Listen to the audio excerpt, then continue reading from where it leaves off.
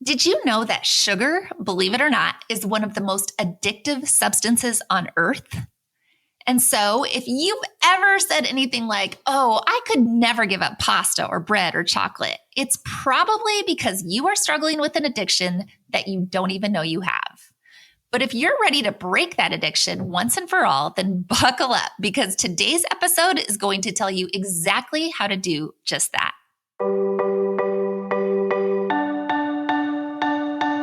Welcome to the Ditch the Carbs podcast, brought to you by Thinlicious. I'm your host, Ruth Sukup, and here we'll talk about everything from the science of weight loss and metabolic flexibility to practical tips for making your health a priority in the midst of a very busy life.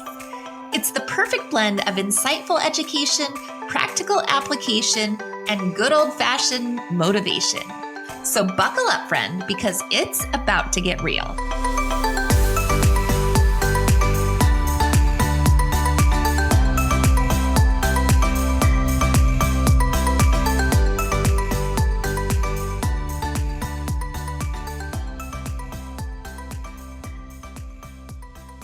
Hey there, and welcome to the Ditch the Carbs podcast. For those of you who don't know me, my name is Ruth Sukup, and I am the founder of Thinlicious and the Thin Adapted System, as well as the New York Times bestselling author of 7 books.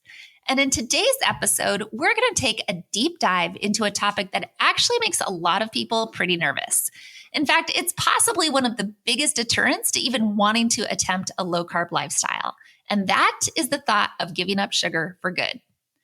We're going to get to the interview in just a second, but first, I wanted to give you one quick reminder, which is that if you are new to this podcast and to the low-carb lifestyle, then I would love to send you our free starter guide.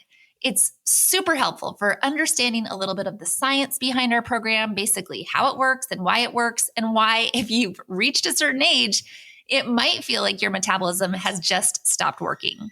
You can grab that at thinlicious.com/guide. Once again, it's totally free and you can get it at thinlicious.com/guide. You got it? Okay, good. So with that out of the way, I am so excited to be able to introduce you to today's expert interview guest, Mike Collins. I actually had the pleasure of meeting Mike in person at KetoCon this year, and I gotta say, he is as lovely in person as he is online. And as the founder of sugaraddiction.com and the Quit Sugar Summit, he's also incredibly well-versed in understanding the dangers of sugar and what it does to our bodies. Mike is so passionate about helping people break their sugar addiction for good, and he has built an incredible community around that very goal. And so, without further ado, here's my interview with Mike Collins. Mike, thank you so much for being here today. Thanks for having me, Ruth. I really appreciate it. It's always a pleasure to speak with the low-carb advocates of the world.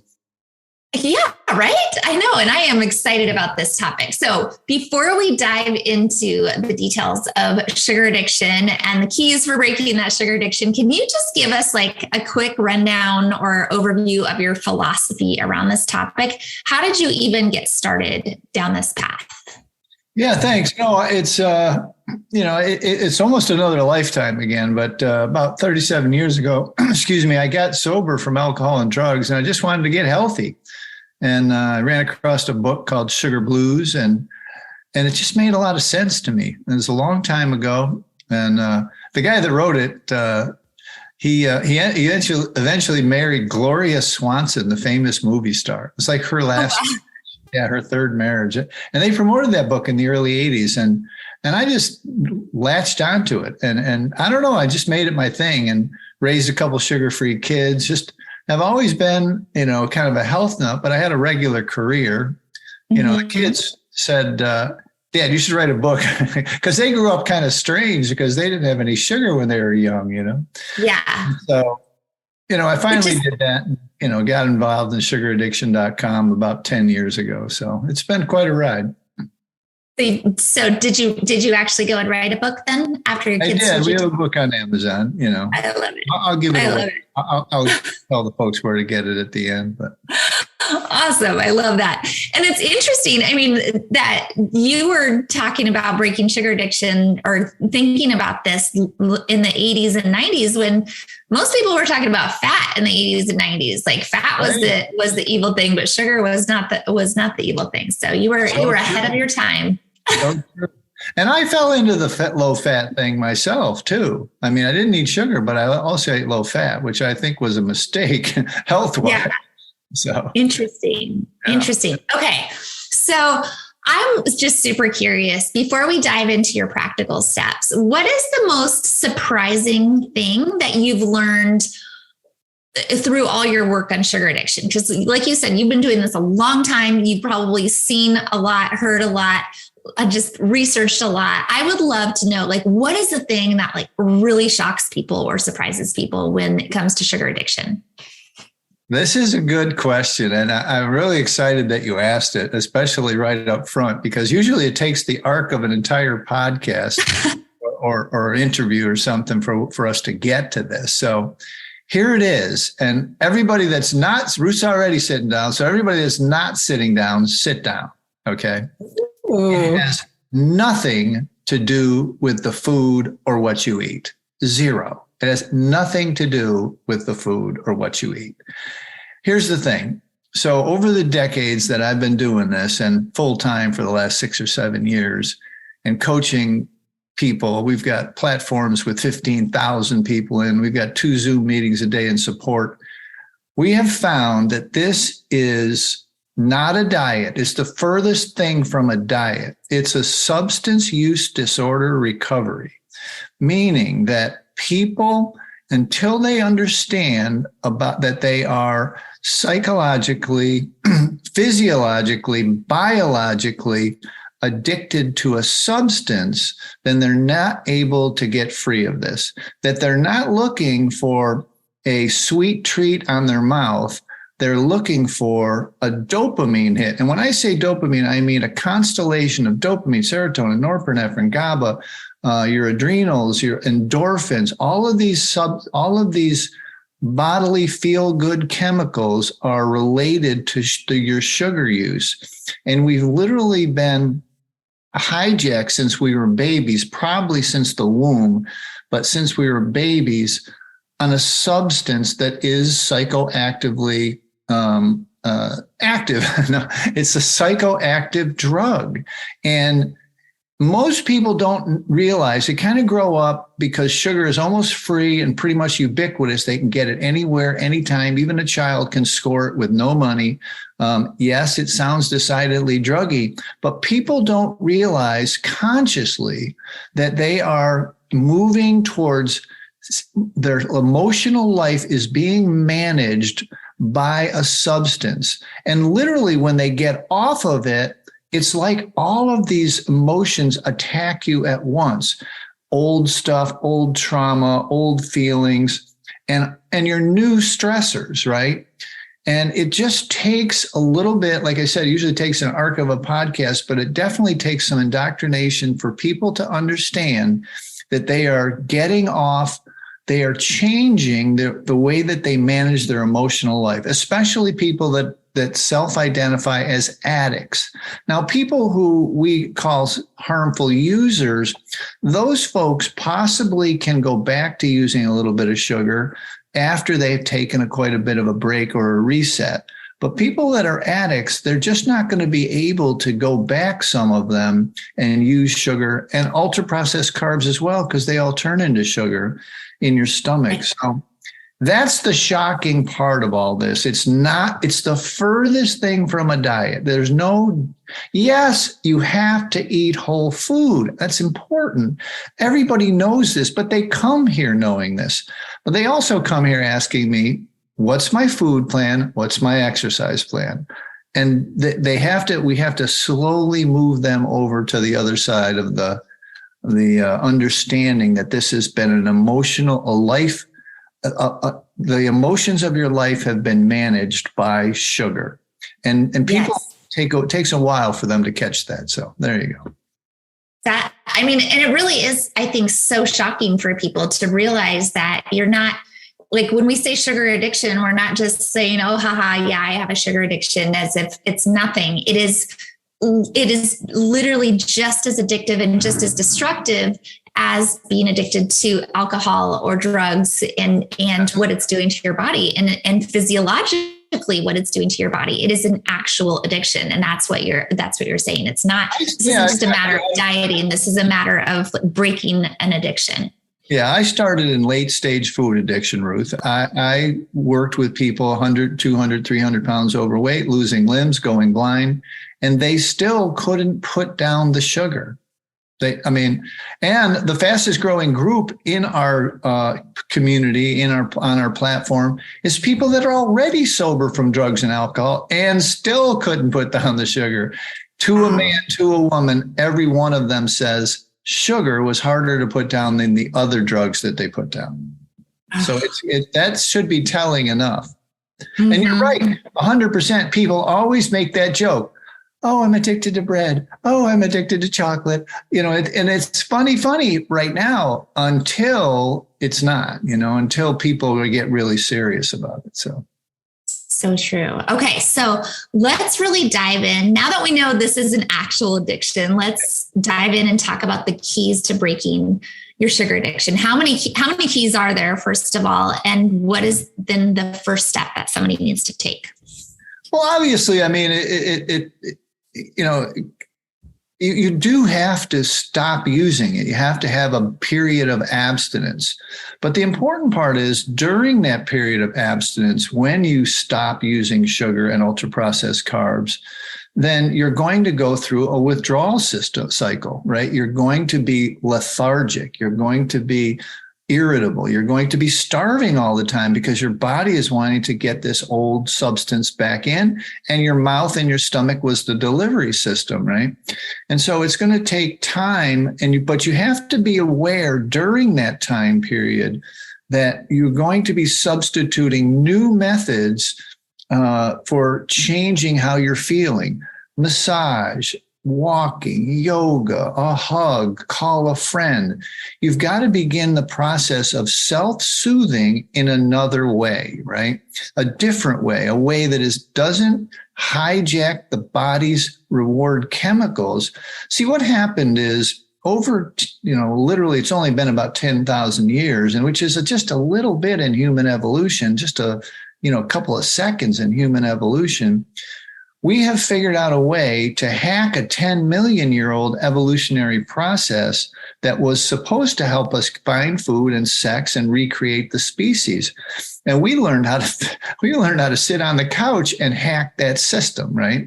So now we can feel good. We can get that little dopamine, serotonin. We can get these hits by ingesting a product, right? Ingesting a substance. And until we realize and separate these two things out, then we'll continue. Now, you've heard the information. I'm sure you have in your industry that anyone who loses any amount of weight in the first year gains it all back in the first year and then some. And even the people on the Biggest Loser, they did a study, the CDC did a study. They all gain it all back. And here's why. What happens is anybody can kind of white knuckle it, and they can get 10 days or 30 days or 60 days even, and they can exercise like crazy and get a little dopamine hit. But then when some life circumstances come up, financial, relationship, kids, spouse, whatever, they fall back to their old standby on how to manage that angst, that worry, that fear. And they just, the diet goes right out the window, quote unquote diet goes right out, the whole food diet goes right on the window. So the important thing to remember is that we have systems to continuously remind you that it's not the food, and to work on self-soothing yourself during the detox. Because if you wait and you white knuckle it and you do it by sheer willpower for 30 or 60 days, you're not going to be in a place 60 days from now to be able to handle life's ordinary stressors, let alone maybe old trauma that might come up, right? So it's super important to realize during the process that you are changing your self-soothing methods. So it's a combination. What I hear you saying is it's a combination. This first step is, first of all, like cutting it out of your life, because the abstinence has to happen. But as soon as you do that, there's this void that you need to learn how to fill in other healthier ways so that you have that ability to self-soothe and prevent that from happening in the future. So like I heard you say yoga, like if we're being super practical, yoga, meditation are things that can help. What are some other things? I would assume talking, having support system helps. Yeah. Like I mentioned before, people always want to know, what's my food plan? What's my exercise plan?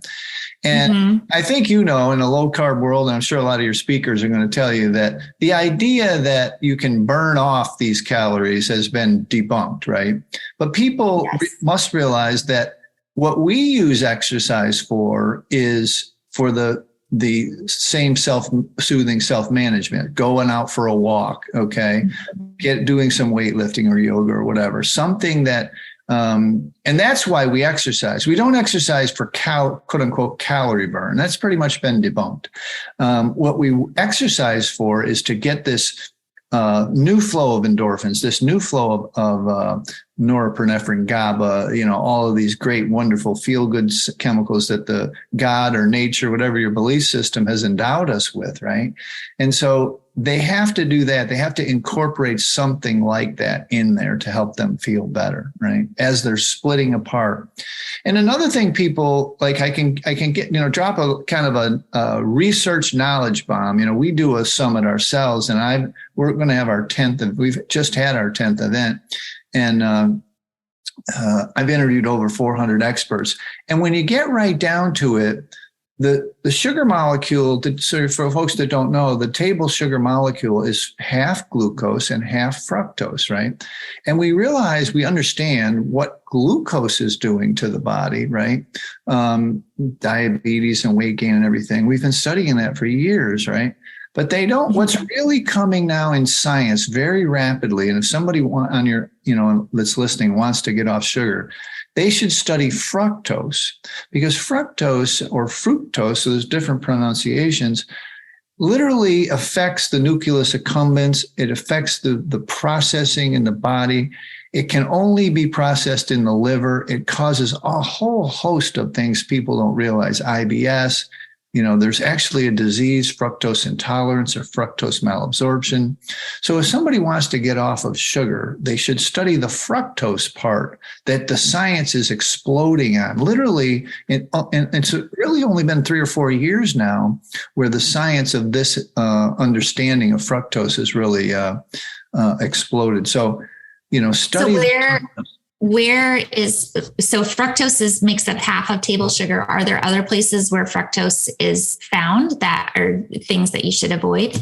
Yeah, you're getting down to something that really I get a lot of pushback on, and a lot of, that can't be kind of thing. And when you're trying to get off the sugar, you should cut back on, you definitely shouldn't drink juices. Like, I don't care if it's organic, raw, whatever, juices, orange juice, whatever. Yeah. Or dried fruit. Dried fruit is like little bits of candy. It's so concentrated. The fructose is so concentrated that it's powerful.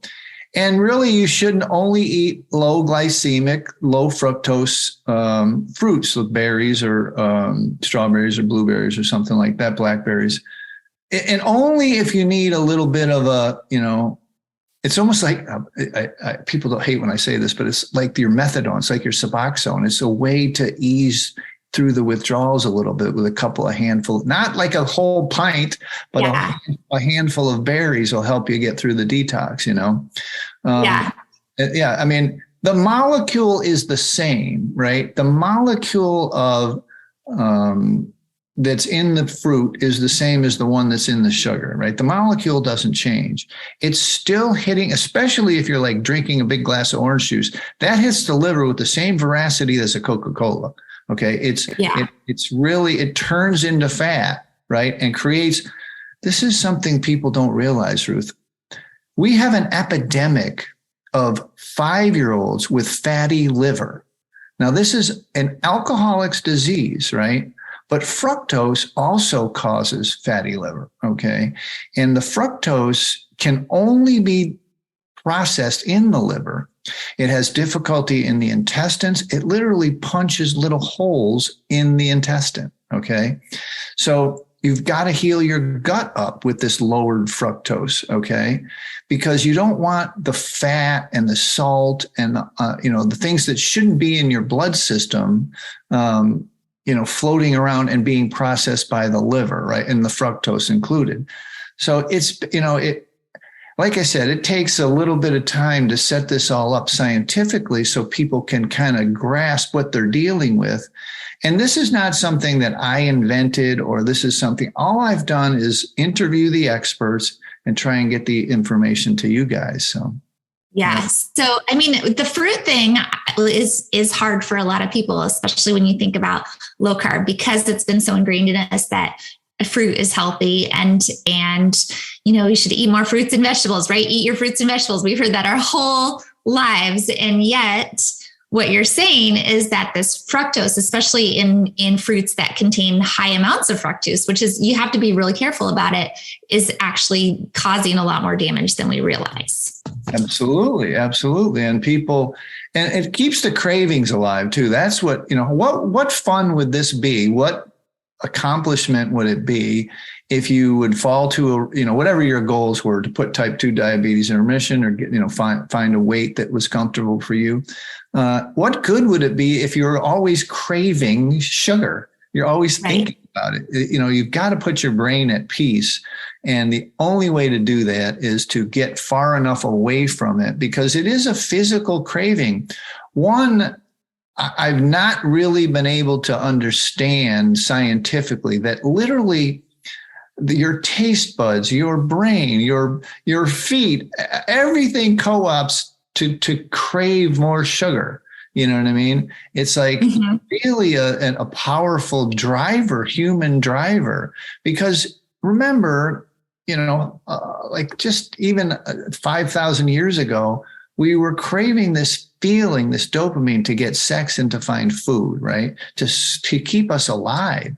And now we've been able to substitute it with, if we ingest sugar, we satiate that feeling, that we get that dopamine, So, and remember, dopamine is for everything, like GABA and norepinephrine, like serotonin. Let's take serotonin and oxytocin, okay? Oxytocin is the bonding chemical that mothers get when the baby comes out and they put it on her chest. When you get a hug, your husband, this is a bonding chemical for human beings, right? Serotonin is the things they play with for depression meds, okay? Paxil and Prozac. These are serotonin selective reuptake inhibitors, SSRIs, right? And when you go to the doctor to get SSRIs, what do? What they do is they try and play with the dose. They say, oh, this one doesn't work. Well, we'll give you a little bit more of this. Maybe you'll feel better, blah, blah, blah. And then we'll give you a little Celebrex on top of that, blah, blah, blah. Well, we as human beings have unconsciously, through a process we were not responsible for, ended up playing with how we feel by how much sugar we ingest, right? We're playing with our feelings, our emotions with this substance, right? Unconsciously, until we separate it, like we mentioned. We are playing with this process. We're playing with a 10 million year old evolutionary process with a substance that now is perfectly legal that you could give to a baby. Look, so scary. It's scary. It really is scary when you really do think about it from that perspective, that it's as powerful as a drug, and it's changing our body chemistry the same way that a controlled substance does. And yet we're handing it to our kids. We're saying, here, drink this big old glass of apple juice, thinking that we're doing something good for them, when really it really is. It's terrifying. And I was talking with someone yesterday who said, once you see it, you can't unsee it. And once you know, you can't unknow it. And once you start to realize what this is actually doing to you, man, it really does change the way that you think about everything you start putting in your mouth. So well said. So right. Because look, this has happened in our lifetime. Okay. Seatbelts in cars, drinking and driving, smoking in public places. When we were young, just don't get caught, the drinking and driving. Now you're a pariah in society if you smoke cigarettes, if you drink and drive. When I was young, they didn't have seatbelts in cars. My mother still has this right arm thing. She like she'll be driving and she'll be like she's 80 something years old. Like she still does it. Like it's a habit that she developed when we were kids, right? It's like she's trying to stop us from, because we didn't have seatbelts, right? But when science said that seatbelt saves lives, right? They people accepted it, right? The same thing with the AIDS movement, right? It's like they didn't out people in San Francisco because they wanted to be mean. They outed people to get health care for AIDS, right? And so this is happening with sugar scientifically. People are starting to, put two and two together as to why the obesity crisis keeps going up. And you mentioned the 80s when I started understanding that's when high fructose corn syrup came into the diet system. And if you track the numbers of weight gain with the growth of high fructose corn syrup in the diet, they run parallel, right? Yes. Meaning the more high fructose corn syrup we got, the heavier we got, right? And it just keeps going up. Yeah. So yeah, it's sad, really, because, the diet industry is a $78 billion with a B, $1 billion industry every year. And they're all they're all giving the wrong information. Eat less, exercise more. That is not going to work for anyone. You've known as a low carb person and the other people on your summit, you don't need exercise at all. If you change your diet, you will fall to a normal weight and likely put a type 2 diabetes or whatever in remission without exercise. Now, exercise helps to make you feel better, but it's not burning anything. It's not burning any calories off, put it that way. Yeah. Wow. Yeah. I mean, it really is incredible and a little bit crazy when you think about, everything that we've been told and how wrong it is. And then what a difference just this one thing can make. So is there a hierarchy of sugar? Like it sounds like high fructose corn syrup. If there was like a list of the very worst, that would probably be at the top, right? That's like crack. Yeah. The equivalence of it. Like what's marijuana? Like you could probably get away with it a little bit, but not too much. Is there do you do that, or is it all or nothing for you? Well, it's a good question. And I think it more is individual, because we are individual, right? Bio-individual. Everybody's going to be a little different. And here's how the numbers shake out. I was once the president of the Food Addiction Institute, right? And they've been studying this stuff for a long time. And, I'm in associations of peers who are helping people with sugar and addiction and stuff. So here's how the numbers shake out.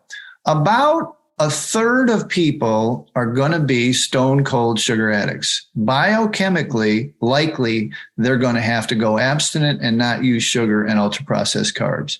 And then about a third of people are what we call harmful users. And those harmful users, because 85% of the food system has sugar in it, and they eat a little pizza and they eat a little ice cream and stuff, over the years, they've just gained 1 or 2 pounds a year. And now it's a problem. But if they cut back and they get a little reset, likely maybe they could, use the product again. And then there's a third of people that are, we all hate them. No, I'm just kidding. They're normies. They're normies, right? They can take it or leave it. Like a person who can drink half a glass of wine and not have another one for a month and not even think about it. It's just not who they are. And so biochemically, we're all a little bit different. And it's more, I think, personally, I believe, and everybody has different opinions, that they think it's inheritable or whatever. But I think personally, it's really how you grew up and how early you were exposed and how much you were exposed to. It's how your family treats the product. It's very almost easy. You can look into people's shopping carts. You can take a look at them. You can see. One of the things that helps me when I'm trying to bring people in for coaching is I just say, what's your mom look like? What does she have type 2 diabetes? She has Alzheimer's? They're calling Alzheimer's type 3 diabetes, right? Most of this research is being now focused on the brain, right? The brain is being affected. Your brain actually shrinks on sugar. I don't know if people knew that. Another shocking little scientific fact. But yeah, I mean, everybody's a little bit different. You've got to, if you're an addict, you don't have to take a quiz. You've probably said, like we said at the beginning, you've probably, joked about it. Oh, I'm a sugar addict. I'm a chocolate addict, whatever. So yeah, it's fascinating and so scary. I want to wrap this up and be mindful of time. But I just have one quick question, rapid fire. Yeah. How do you feel about artificial sweeteners? Take them or leave them? Another Pandora's box here. That was a big question. I get a lot of pushback on, right? So here's the science, and Dr. Lewis Cantley at the Cantley Lab at Cornell University, been sugar-free for 40 years. They named the lab after him. Like he said very clearly, and a lot of my guests have said the same thing in different interviews, is like, once the body kind of gets the sweet taste, right? Our job here is to redo our taste buds, which will change in 7 to 10 days, right? And once you get off of it, carrots will taste sweet, peppers will taste sweet, macadamia nuts will taste like candy, right?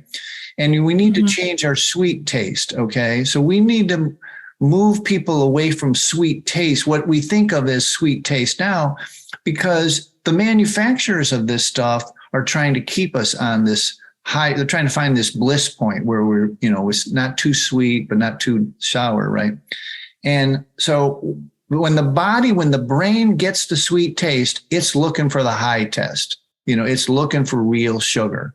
So in the process of coming off it, here's what I always say, Ruth. I say, look, just give me 90 days. I say, buy into Mikey's little fantasy, right?